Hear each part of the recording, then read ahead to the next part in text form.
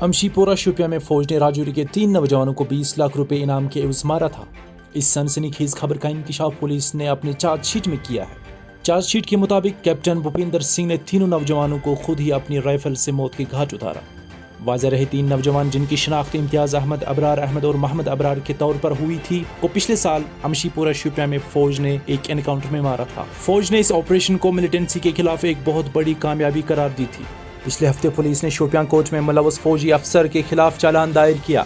اس چالان میں 4 اور فوجیوں کے ساتھ ساتھ 2 سویلین بھی ملوث پائے گئے۔ 2 سویلین کی شناخت تابش نذیر اور بلال احمد کے طور پر کی گئی ہے۔ چالان کے مطابق بھوپندر سنگھ نے تینوں نوجوانوں کو علاقے کا کارڈن کرنے سے پہلے ہی مار گرایا۔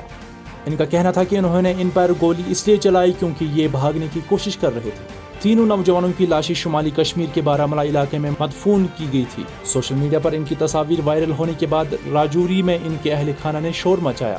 ان کا کہنا تھا کہ ان کے بچے معصوم تھے جنہیں فوج نے فرضی تصادم میں مارا۔ انہوں نے حکومت سے یہ بھی مطالبہ کیا تھا کہ انہیں تینوں نوجوانوں کی لاشیں واپس کی جائے تاکہ وہ انہیں اپنے آبائی گاؤں میں ہی دفن کرے۔